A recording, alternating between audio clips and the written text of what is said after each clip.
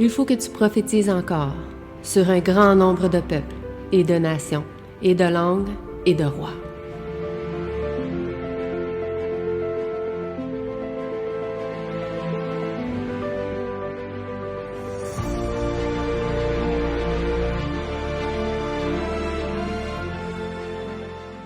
Donc, bonjour à tous et à chacun. Alors ça va matin, j'espère que vous allez bien. Donc, aujourd'hui, nous allons partager ensemble la révision de l'école du sabbat qui portait le titre « La croissance chrétienne ». La croissance chrétienne. Donc, j'espère que vous avez pu faire avec nous cette leçon de l'école du sabbat. Et pour ceux peut-être qui ne l'ont pas en format papier, sachez que vous pouvez le télécharger gratuitement sur le site lignedeverité.com, auquel vous aurez accès à tous les magazines, toutes les écoles du sabbat depuis leur publication, si vous voulez en refaire d'autres ou si vous avez des livres particuliers que vous voudriez étudier. Mais aujourd'hui, nous allons nous concentrer sur la croissance chrétienne. Nous allons partager une autre parabole, une courte parabole de Jésus-Christ, qui encore une fois était liée à la semence, à la graine, mais particulièrement au royaume de Dieu. Donc cette fois-ci, au lieu de se concentrer sur les différents types de personnes que nous allons rencontrer, nous allons nous concentrer sur le lien qui existe entre le semeur et le royaume de Dieu. Donc on va voir qu'est-ce que Jésus voulait nous révéler en lien avec ce royaume. Qu'est-ce qu'il y avait de particulier que Jésus-Christ voulait nous partager et que nous devrions comprendre ce matin. Donc, avant de commencer, on va commencer par une courte prière. Donc, prions. Notre Père qui est aux cieux, j'aimerais te remercier pour l'opportunité que tu nous permets, Seigneur, de pouvoir être présent aujourd'hui. Permets à ceux et celles qui doivent venir de pouvoir venir en bien, Seigneur, de pouvoir venir à ton Église, t'adorer en esprit, en vérité, Seigneur, et que tu puisses nous bénir, Seigneur, respectivement, et particulièrement aujourd'hui, dans ton saint jour, Seigneur, auquel nous allons étudier et réviser l'école du sabbat, Seigneur. Eh bien, que tu puisses ouvrir notre esprit pour que nous puissions comprendre le message que tu veux nous permettre de comprendre, Seigneur, au travers de cette leçon. C'est ma prière, donc, pour ces choses, au nom de ton Fils Jésus-Christ. Amen. Amen. Donc, Jésus liait le royaume de Dieu à un homme qui jette sa semence sur la terre. Et ce qui est intéressant, c'est la façon dont cette courte parabole de quelques versets décrit le processus par lequel la plante croît. Vous avez remarqué, Jésus fait un parallèle avec cette plante qui croît. Puis c'est très intéressant dans ces courts versets, je pense que c'est juste 4 versets, à quel point, en fait, il y a beaucoup de leçons que nous pouvons comprendre de cette parabole.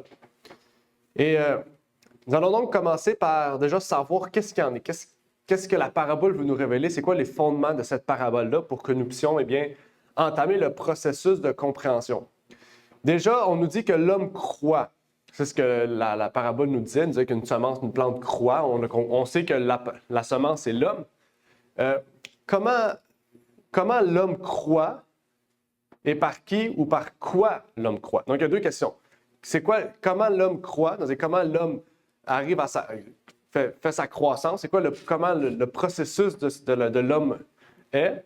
Et par qui ou par quoi la plante croît ou l'homme croît? Donc ça, c'est les 2 questions.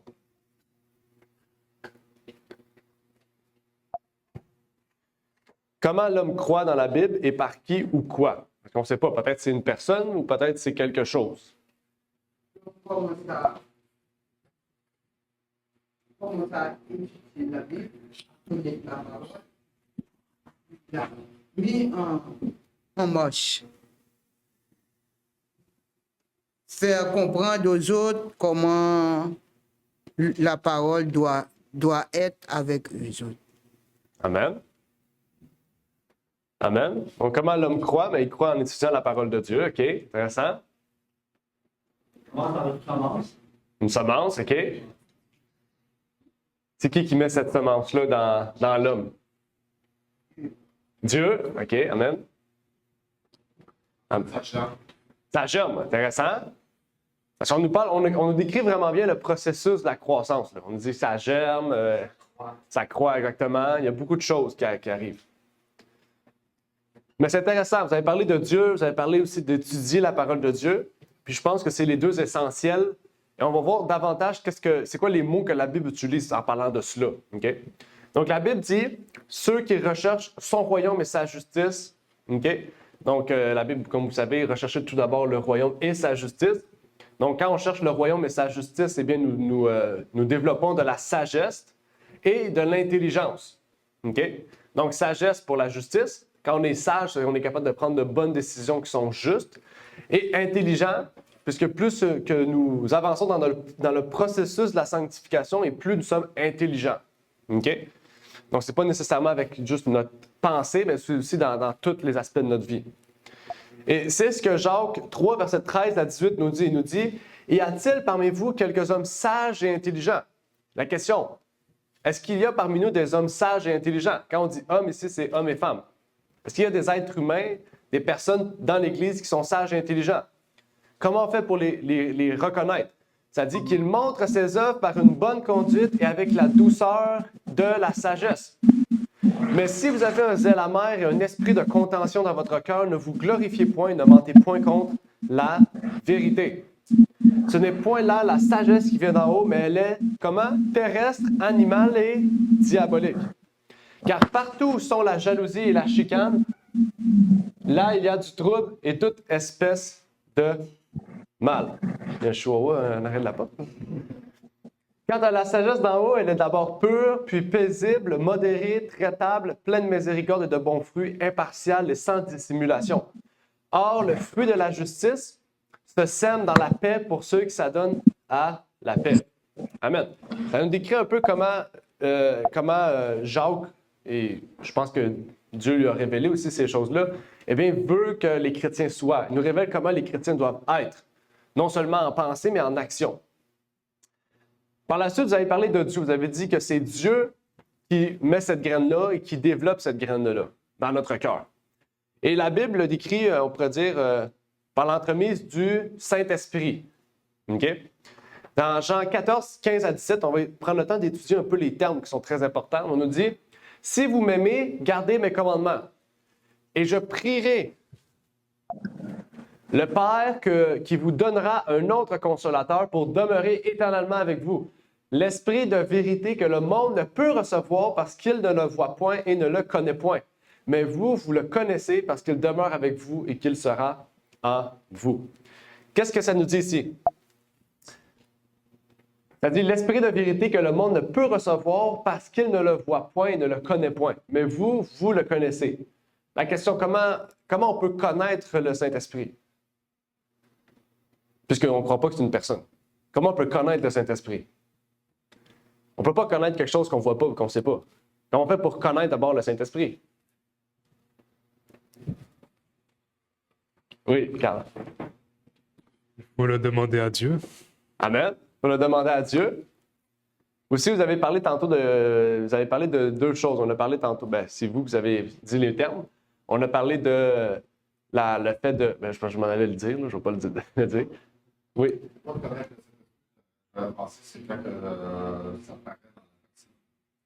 OK. Il porte des fruits dans le fond? OK. Oui, on pourrait dire le résultat d'avoir le Saint-Esprit, c'est de porter des fruits, effectivement. On reconnaît que la personne a le Saint-Esprit. Mais comment on fait pour le connaître, lui? Pas reconnaître les œuvres du Saint-Esprit. Comment on fait pour connaître le Saint-Esprit? Mais Jésus, il dit, parce qu'il l'a souligné, parce qu'il demeure avec vous. Ah. Ça c'est une réponse. Et Jésus donne la réponse. Mm-hmm. Il est avec vous, là. Il est devant vous. Le voyez-vous? Ensuite, il dit, il sera en vous. Lorsque je monterai vers mon Père, mais mon esprit va vous accompagner. La puissance de son esprit va accompagner les disciples. Amen. Amen. Merci, Claude, pour ton intervention. On voit effectivement... OK. On voit effectivement ces choses dans le passage qui dit « Parce qu'il demeure avec vous et qu'il sera en vous ». Donc, comme on a pu voir, on sait que Jésus-Christ, parce que le terme ici, c'est pourquoi j'ai souligné les deux. Ça dit « un autre consolateur ». Okay? Là, ça nous fait penser que c'est un autre individu qui va venir après Jésus. Okay? Mais le terme autre ici, le terme consolateur qui est parakletos, on sait que dans 1 Jean, c'est remplacé par avocat. On sait que c'est seul le Christ qui est notre avocat auprès du Père. Mais le terme autre ici, c'est important de le spécifier. Dans le terme autre, en grec, il y a 2 termes qui sont utilisés pour le terme autre. Le terme autre, il y a allos et hétéros. Vous connaissez hétéros possiblement parce que ça vient de hérésie. OK? Autre, hétéros, ça veut dire un autre qui est contraire au précédent. OK? Quand Paul il dit, voici, si quelqu'un vous annonce un autre évangile, c'est-à-dire un autre hétéros, un autre évangile, c'est-à-dire un évangile différent du précédent, qu'il soit anathème. Mais ici, c'est pas ça que ça dit.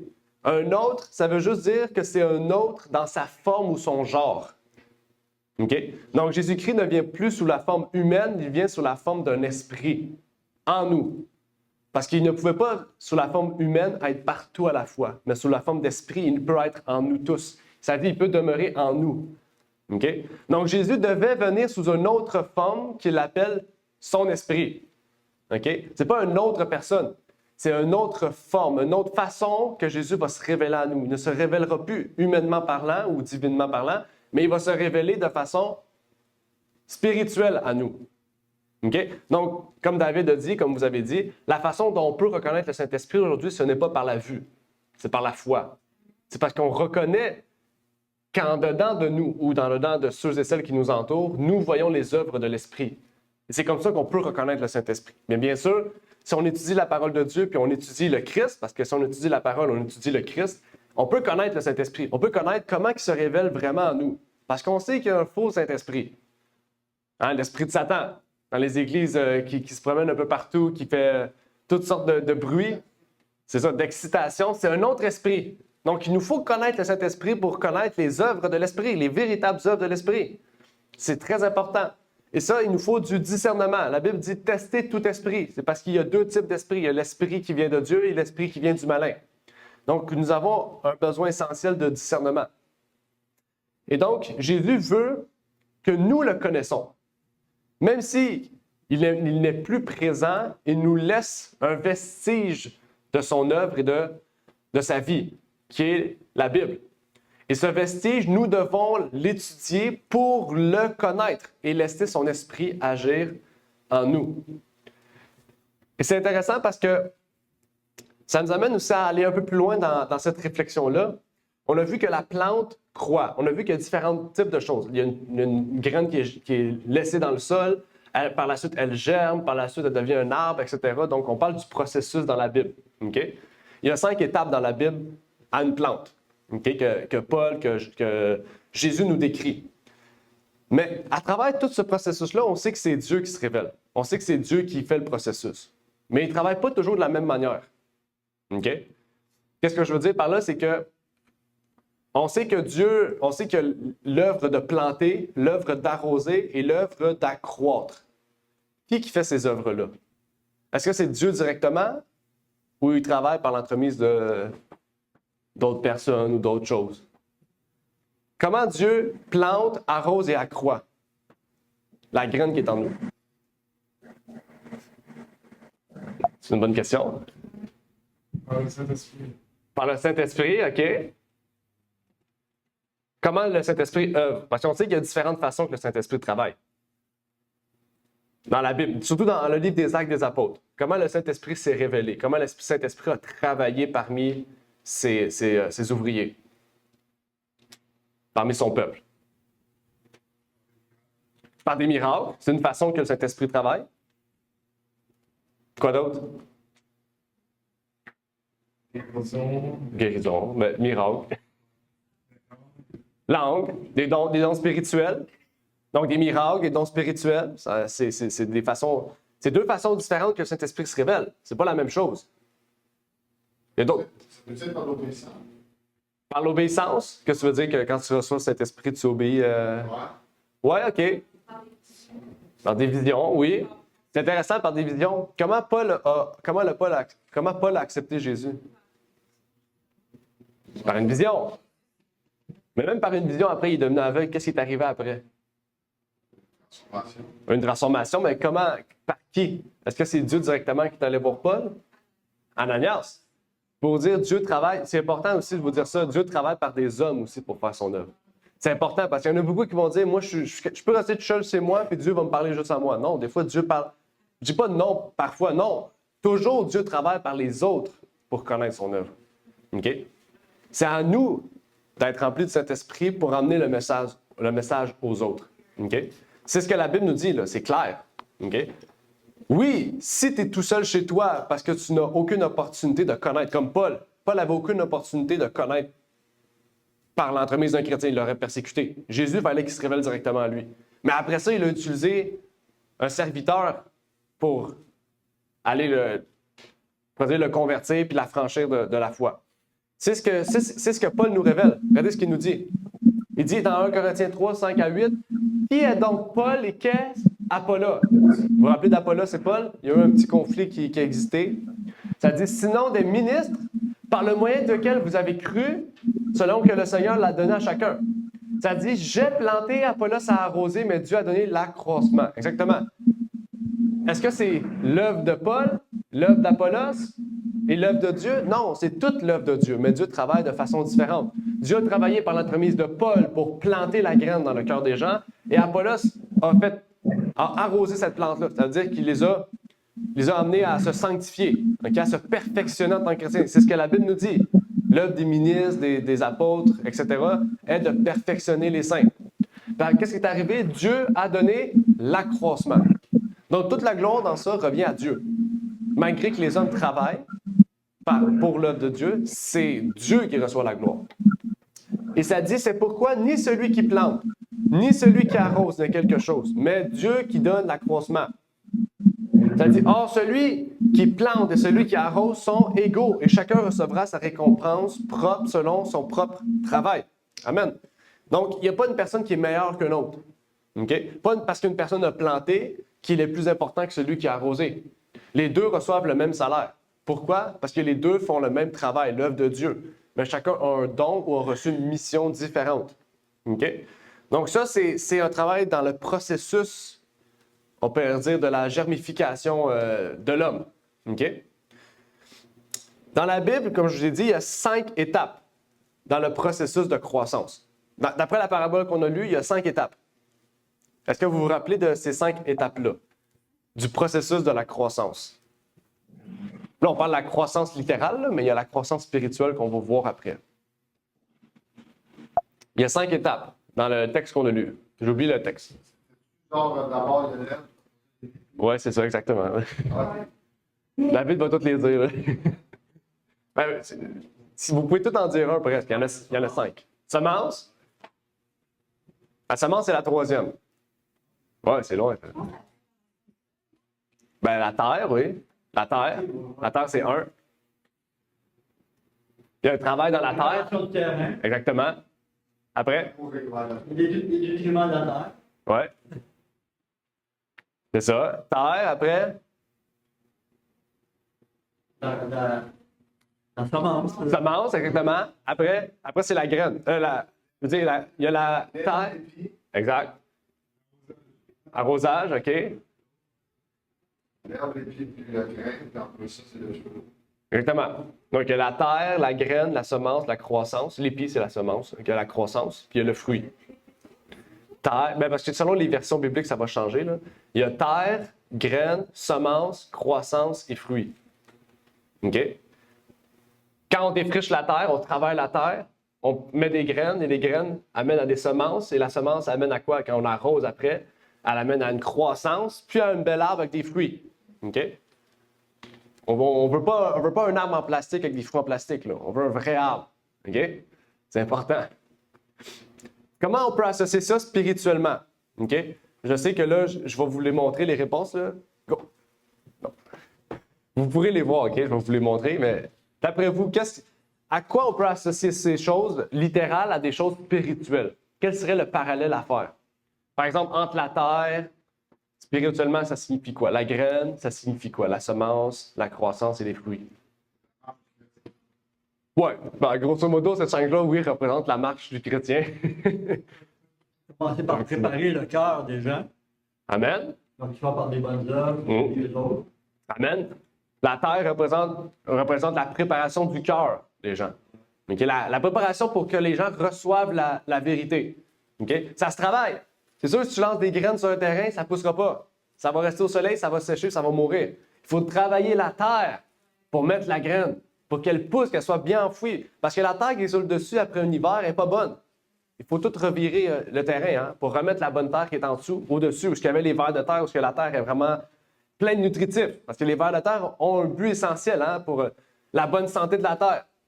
Si vous avez une terre et il n'y a pas de vers de terre, prenez-la pas, ce n'est pas une bonne terre. Quand il y a des vers de terre, c'est parce que votre sol est plein de vitamines et de minéraux. C'est ce qu'il faut. Il faut travailler le cœur pour que la personne développe une bonne terre, puis après ça, on puisse semer des graines. Okay? Et qu'une semence puisse pousser. Il y a la conversion. Oui, mais la terre, c'est ça. C'est quand on travaille le cœur et tout, la personne comprend qu'il y a une nécessité à croire en Jésus, à se repentir. Puis par la suite, bien sûr, quand on plante une graine, à se convertir, bien sûr.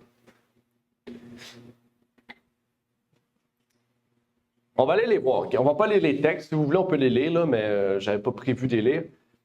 Mais la terre égale un cœur brisé par Dieu. Okay? Ésaïe 47, 10. La graine représente la justice de Dieu. Osée 10, verset 12. La semence représente la rosée du ciel. Okay? Osée 14, 5, Deutéronome 32, 2. La croissance représente Christ, le soleil de justice. Okay? Parce que le soleil frappe sur la croissance. Okay? Puis il y a l'eau aussi. Okay? Qui est Malachie 4, verset 2. Puis les fruits représentent le caractère chrétien. C'est le résultat, la formation du caractère chrétien. Vous connaissez le fruit de l'esprit. Galates 5, versets 22 et 23, c'est le résultat. Okay? C'est le but. Okay? Donc, c'est important d'arriver à ça. En fait, c'est le processus qu'on doit tous avoir. On ne peut pas dire, moi, je vais à la terre directement aux fruits, ça ne marche pas de même. Okay? Il faut passer par ce processus-là. Okay? On peut passer tellement longtemps à ce processus-là que nos fruits, finalement, ils pourrissent et ils meurent. Okay? Parce qu'on décide de rien faire avec ce caractère-là. On le garde. Okay? Ben, les fruits meurent. Il faut laisser les gens manger le fruit. Okay? Donc, c'est très important. Et par la suite, il y a le verset 29 aussi du passage biblique de ce qu'on a lu cette semaine, qui parlait de la maturité. Il disait le fruit arrive à maturité. Okay? Et c'est quoi le lien qui existe entre la maturité du fruit et la maturité de l'homme? Okay? Quel est le lien entre la maturité du fruit et la maturité de l'homme? Quel est le but, le résultat de cela? Puis c'est pourquoi Dieu veut qu'on arrive à ce processus-là? D'après le texte qu'on a lu, verset 29, Pierre les relais le texte, il dit quand le fruit arrive à maturité, là, il y a la moisson. Okay? Donc, c'est quoi le but de la maturité spirituelle du chrétien? C'est de pouvoir rentrer dans le royaume de Dieu. Exactement. C'est le but, c'est le résultat. Okay? S'il n'y a pas de fruits, il n'y a pas d'œuvre. Okay? Puis Jésus dit, on les reconnaîtra à leurs œuvres. Okay? Donc, il faut qu'il y ait de bonnes œuvres, il faut qu'il y ait des fruits pour arriver à maturité, puis que que Jésus puisse retirer la moisson. Okay? C'est la base, en fait. Okay? Et avant d'aller plus loin, je vais laisser à Ravna. Ouais, c'est comme dans Psaume 1er, verset 3, que ça dit « Il sera comme un arbre planté près des eaux courantes, qui rend son fruit dans sa saison et dont le feuillage ne se flétrit point, et dont tout ce qu'il fait, il réussira. » Amen. Donc, c'est ce que Dieu veut. Amen, exactement. Et c'est là le parallèle important entre le terrain épineux et la bonne terre. Okay? La différence entre les deux, c'est pas le début. Dans les deux cas, la terre est bonne. Okay? Dans les deux cas, je veux dire, on va revenir. Dans les deux cas, il y a une graine, il y a une semence, il y a une croissance. Mais qu'est-ce qui arrive dans le milieu de cette croissance-là? C'est qu'il y a une des terres où il y a des épines qui poussent. Puis qu'est-ce que ça fait des épines sur une croissance de plante? Ça coupe l'oxygène de cette plante-là. Ça l'amène à mourir. OK? Donc, c'est juste pour vous dire que si on se dit, bon, moi, je suis une bonne terre, ça se peut qu'on ne reste pas toujours une bonne terre, qu'on dérive dans l'épineux. Okay? Ça veut dire que la mondanité rentre dans notre cœur et que ça ne nous amène pas à la maturité. Okay? Et je ne dis pas que c'est impossible. C'est possible. OK? C'est les deux terrains les plus marquants. Parce que le terrain pierreux puis le bord du chemin, c'est vraiment des grosses marges. OK? Mais le terrain épineux puis la bonne terre, il n'y a pas une grosse marge. La différence, c'est qu'il y a une qui a des épines, l'autre, il n'y en a pas. OK? Donc, il y a vraiment quelque chose à comprendre, une grande leçon, OK, à comprendre dans cela. Parce que, une des questions que je voulais vous poser, c'est peut-on être chrétien depuis longtemps et ne pas être mature? Spirituellement ou littéralement, là?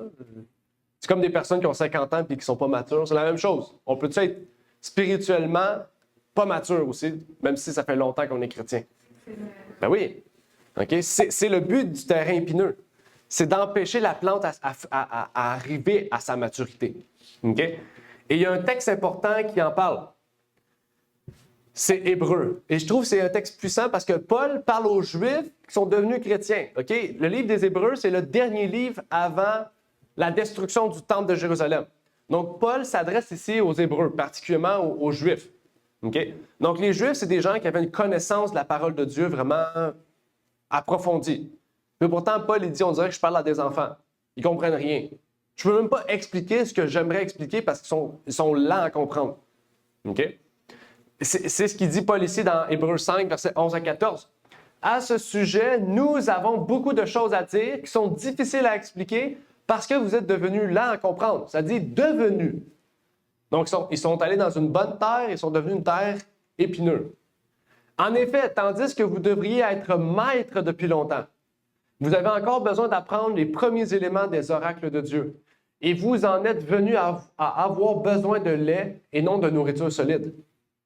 Or, celui qui se nourrit de lait ne comprend pas la parole de la justice, car il est un petit enfant. Mais la nourriture solide est pour les hommes faits, pour ceux qui par l'habitude ont le jugement exercé à discerner le bien et le mal. Je trouve que c'est un texte qui est très puissant. Okay? Parce que les hommes qui sont de lait ont quoi? Ont un mauvais jugement à exercer, à discerner le bien et le mal.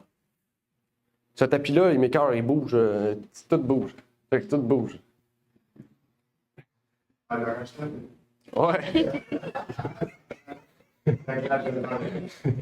Désolé, mais ici, on voit, c'est important.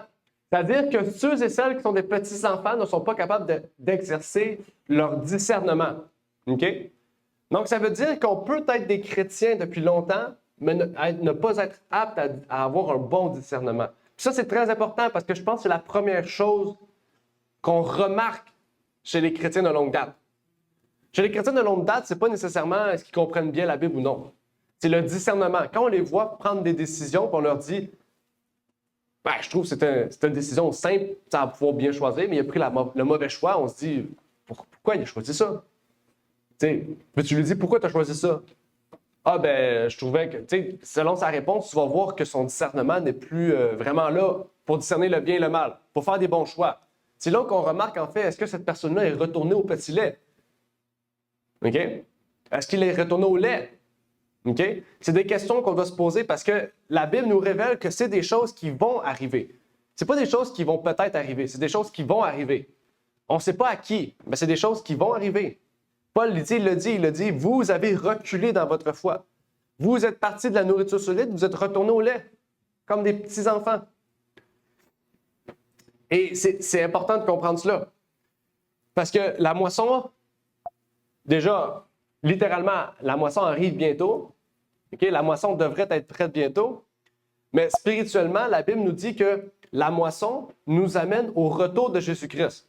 Dans Apocalypse 14, 14 à 16, on a lu, quand on a étudié les 7 plaies, ça nous dit ici, « Je regardais encore et voici, il y avait une nuée blanche, et sur la nuée, quelqu'un assis qui ressemblait au Fils de l'homme, ayant sur sa tête une couronne d'or et en sa main une faux tranchante. » On fait quoi avec une faux tranchante? On récupère la moisson. C'est ce que Jésus dit dans Matthieu, il le redit dans Apocalypse. Okay? Jésus ne change pas sa position.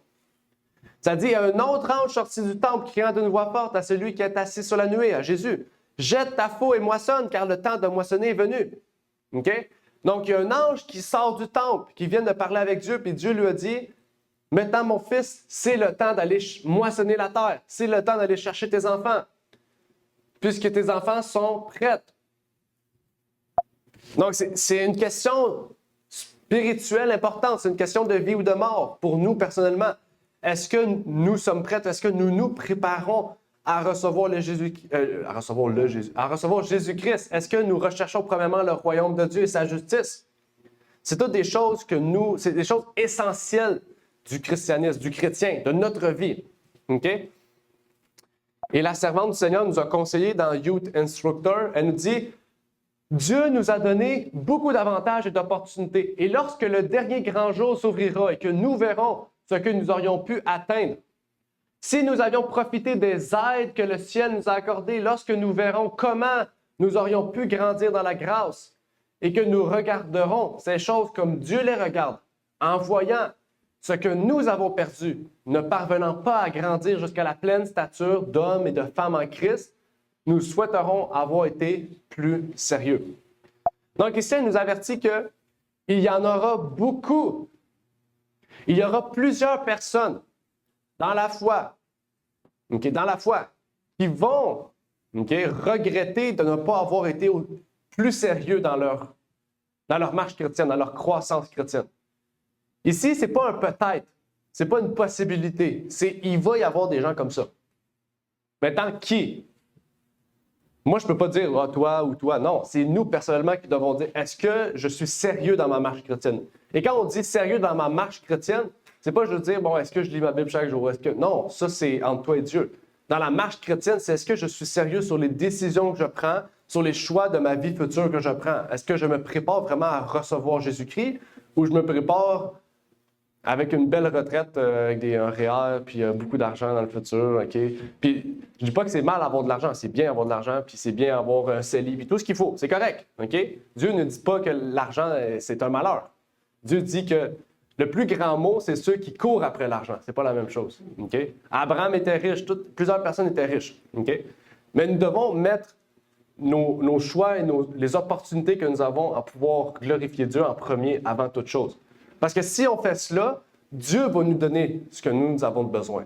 Dieu va dire, voilà, tu cherches mon royaume et je sais que ton cœur désire telle chose, eh bien, je vais te guider pour que tu puisses avoir cette chose-là. Parce qu'il sait ce qui est le mieux pour nous. Okay? Nous, on pense se connaître. Mais le mieux, c'est de dire, je ne me le connais pas totalement, mais je peux me confier en l'Éternel. Okay? Faisons cela. Okay? En tant que jeune aussi, en tant que jeune chrétien, je vois ici, la plupart des gens, c'est des jeunes. Okay? C'est pour le choix de vie que nous avons à faire, nous avons la plus grande décision de notre vie à prendre. Okay? Parce que nous sommes jeunes. Okay? Parce que nous sommes jeunes, nous avons des décisions importantes à prendre. Okay? C'est quoi la job que je vais décider de faire? C'est quoi le futur que je veux pour moi? Peut-être pour ma femme ou peut-être pour ma copine ou mon futur mari ou peu importe. Qu'est-ce que je veux pour mon futur? Okay? Eh bien, que nous puissions prier pour que la graine que Dieu a fait germer dans notre cœur, que la terre que nous voulons travailler en nous, eh bien, puisse donner un fruit digne du royaume des cieux. C'est ce que la Bible dit. Que vos fruits soient dignes. Parce que la Bible dit, nous les reconnaîtrons à leurs fruits. Donc, nous devons vraiment produire un arbre en nous. Okay? Un bel arbre. Okay? Pas des plantes en plastique. Un bel arbre. Okay? Des belles fleurs. Nous avons déversé une belle odeur. Un fruit qui est délicieux, des belles mangues. On veut tous un arbre avec des belles mangues. Hein? Ben, c'est ça, il faut avoir des bons fruits. Il faut que les gens viennent auprès de nous puis ils sentent pas un aura ou une énergie positive. Mais ils disent, cette personne-là est différente. Okay? Cette personne-là apporte beaucoup de joie, apporte beaucoup de paix, elle a beaucoup d'amour, elle veut vraiment aider son prochain, qu'il puisse voir vraiment que Dieu vit en vous. Okay? C'est le but, en fait, que nous devons rechercher en tant que chrétiens. Et je pense que ça révèle bien la leçon, le titre de la leçon qui était la croissance chrétienne. Okay? Parce que nous avons tous un travail à faire sur nous-mêmes pour que notre croissance chrétienne puisse être digne du royaume. Amen? Amen. Est-ce que vous avez des questions, un commentaire en lien avec la leçon? Bon, je le ferai après. Non? Ouais, je veux le... Yeah. Merci. Non? Non, pas de questions? Oui, Carl. Merci. Comment agir lorsque tu as certains fruits qui sont arrivés à maturité et tu les donnes aux gens, mais peu importe le nombre de fois où tu le donnes aux gens, la personne va toujours le faire passer comme de mauvais fruits? Un mauvais fruit? Oui. Ah, OK, bonne question. Bonne question. Bon, est-ce qu'on a des exemples? Avant de répondre, est-ce que vous connaissez des exemples dans la Bible ou de situations que Carl a exprimées? Par exemple, vous voulez donner de l'amour, vous voulez donner des bons fruits à une personne, ben en retour, cela, c'est comme si tout ce que vous faites, c'est mal. C'est ça, hein? Bon, Jésus, c'est un des plus grands exemples, OK? Mais est-ce qu'il y a d'autres personnages dans la Bible où c'est arrivé une histoire comme ça? OK? Peter. Pierre?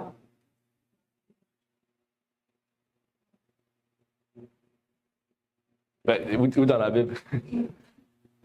Est-ce que vous connaissez une histoire dans la Bible? Oui.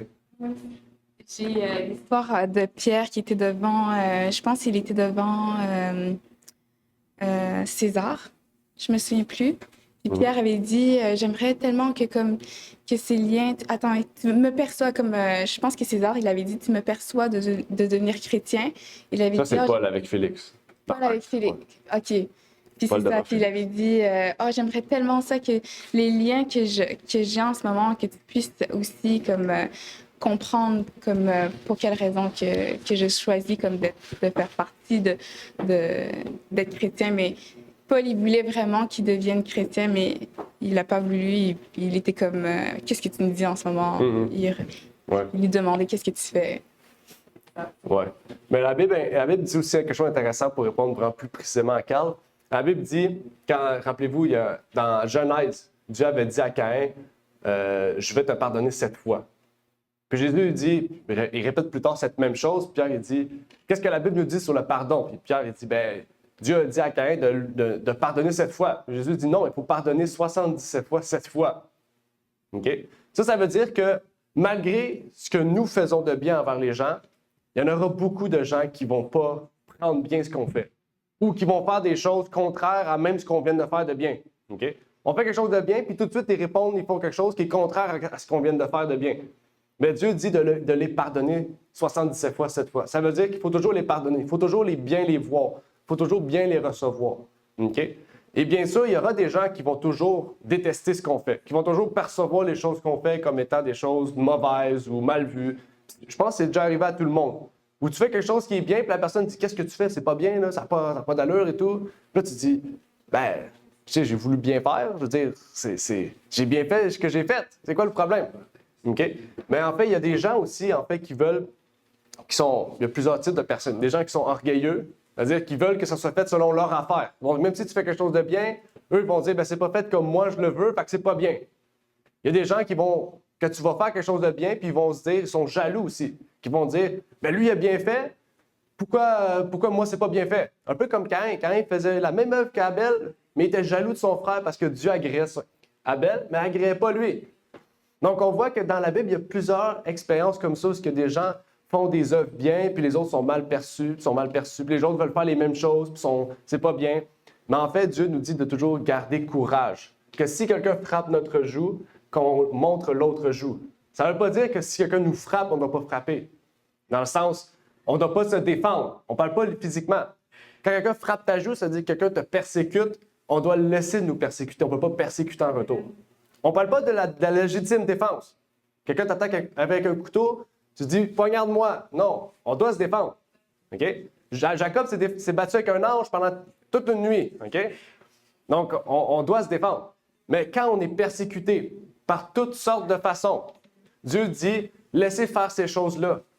Continuez votre travail. Si vous savez que qu'est-ce que vous avez fait vient de Dieu, ne laissez-vous pas atteindre. Même par la répétition de l'ennemi, ne vous laissez pas atteindre par ces choses. Parce qu'il y en a des gens qui sont méchants. Il y en a des gens qui sont méchants. OK?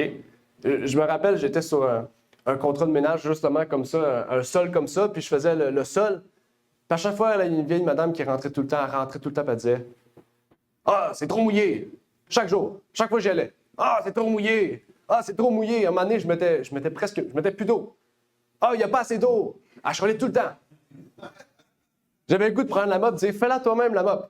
OK? Fais-la toi-même si t'es pas contente. Puis à un moment donné, je suis allé la voir, j'ai dit, madame, c'est quoi le problème? Voulez-vous de l'eau ou non? Voulez-vous que ça soit propre ou non? Elle a dit, ben, laisse faire. Puis elle n'a plus jamais chialé. Elle est comme un peu chialée, puis elle a arrêté de chialer. OK? Mais c'est pour vous dire qu'il y en a toujours des gens qui vont chialer pour chialer. Ils veulent toujours trouver un problème pour trouver un problème.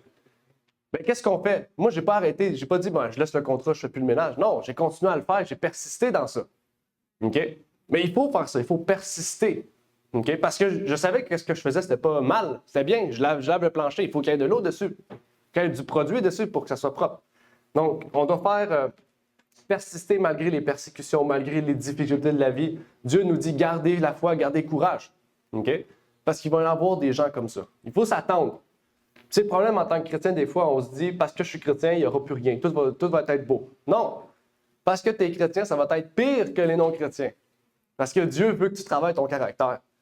Puis il veut que tu puisses développer des bons attraits, des bonnes caractéristiques du chrétien, comme le Christ en fait. OK? Et on doit persister dans cela. Je ne sais pas si ça peut t'aider, Carl. Ouais, bon. Est-ce qu'il y avait une autre question ou commentaire avec la leçon?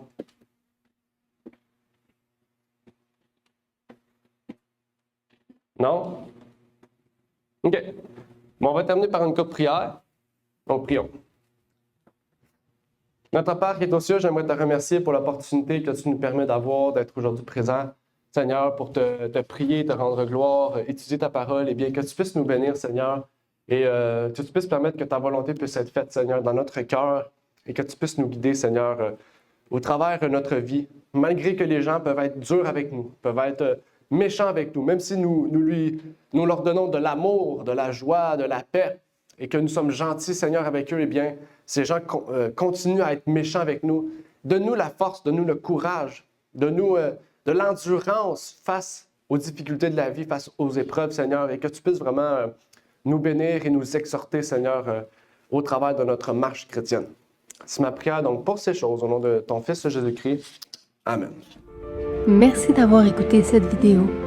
Si vous désirez rejoindre l'œuvre au Québec, veuillez nous contacter par email à asjh1889 de Terrebonne @gmail.com et via Facebook à @asjh1889 de Terrebonne. Merci à vous et que Dieu vous bénisse.